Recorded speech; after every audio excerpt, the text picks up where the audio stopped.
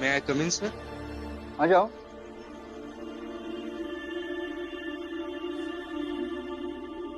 Sir, क्या काम करूं? अभी तो कुछ काम है नहीं, जो समझ में आता है वो करो।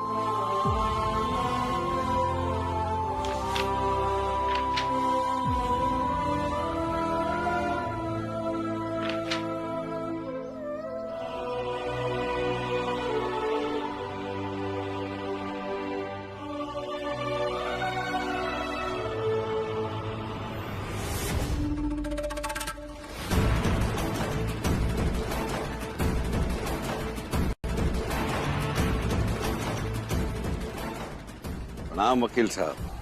प्रसन्न देव जी।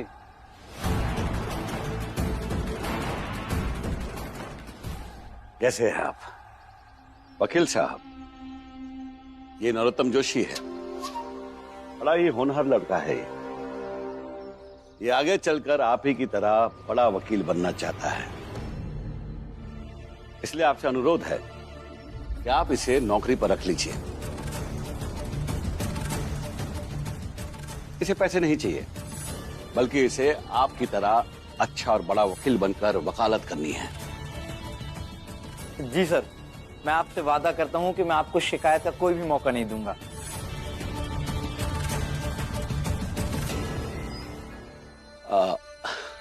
वकील साहब, ये इस छोटी जात के व्यक्ति से कई ज्यादा समझदार हमारा नरोत्तम जोशी है। अच्छा, तो आप इसकी जात भी जानते हैं? जी, इसकी जात, इसकी हैसियत, इसकी रग रग से वाकिफ हूं वकील साहब। मैं मेरे ही कॉलेज में पढ़ता है। भीमराव, यहाँ आओ।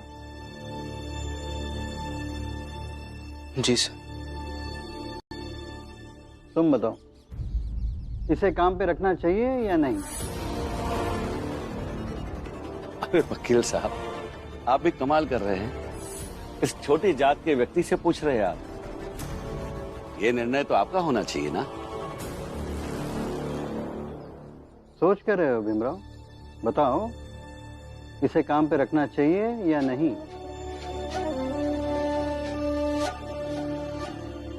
भीम बेटा, मेरी एक बात हमेशा याद रखना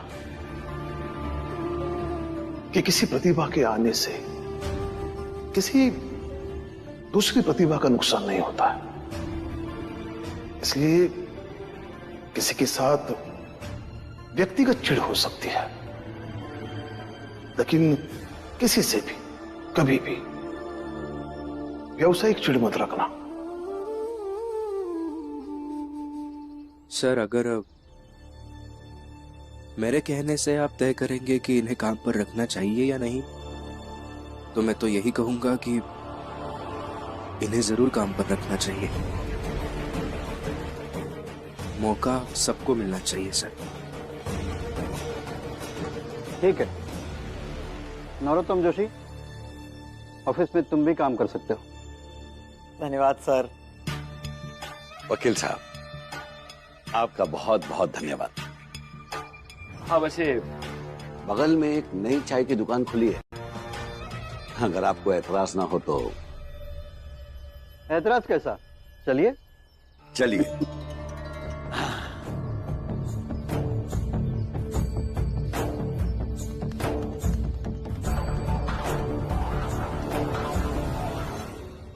अंधबुद्धि।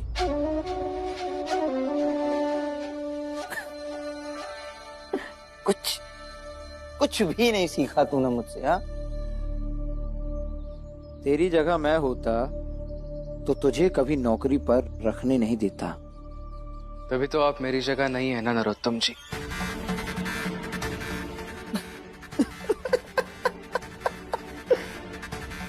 ये भी ठीक है। अब मैं यहाँ आ ही गया हूँ तो तेरी इस काम से, इस ऑफिस से छुट्टी तो करा ही दूंगा। तो एक काम करो, जाकर कोई दूसरा काम ढूंढ। निकल जा। कुछ भी नहीं कर पाएंगे आप। मैं यहाँ काम करता हूँ और करता रहूंगा। आप मुझे ना ही इस काम से भगा पाएंगे और ना ही हमेशा की तरह डरा पाएंगे।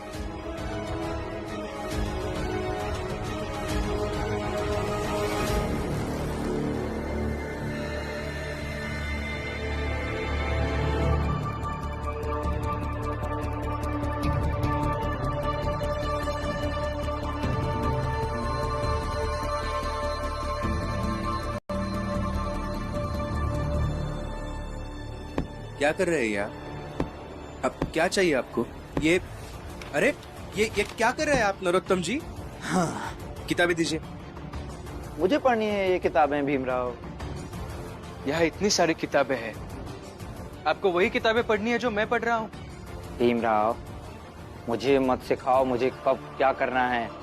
मुझे यही किताबें पढ़नी हैं और अभी पढ़नी हैं। आप ये गलत कर रहे हैं।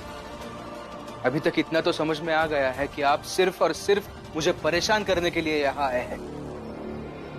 लेकिन ऐसा करने से आप अपना वक्त बर्बाद कर रहे हैं।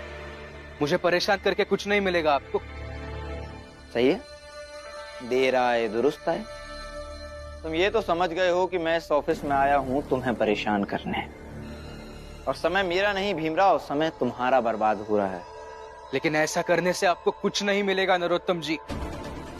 आपको कोई हक नहीं है मुझे परेशान करने का, और अभी मैं ये सब सहूंगा भी नहीं। क्या है इस ऑफिस में? तुम्हारा नंबर है 3।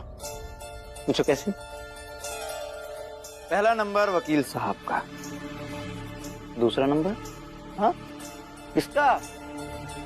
मेरा। दूसरा नंबर मेरा, क्योंकि मैं ऊंची जात का हूं भीमराव। बचा नंबर 3, तो वो तुम्हारा। अब दूसरे नंबर वाले की बात तीसरे नंबर वाले को तो सुननी पड़ेगी ना भीमराव।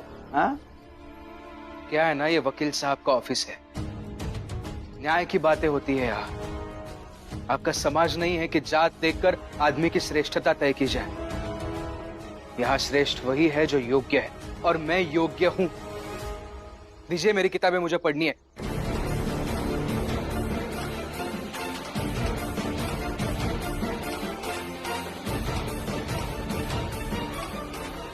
क्या हो रहा है ये? सर, मैं यहाँ बैठकर किताबें पढ़ रहा था। इन्हें वही किताबें पढ़नी है जो मैं पढ़ रहा हूँ। छीन ली मुझसे। मुझे उससे कोई लेना देना नहीं है। तुम्हारे आपस के झगड़े में मेरे ऑफिस का नुकसान नहीं होना चाहिए, समझे? जी।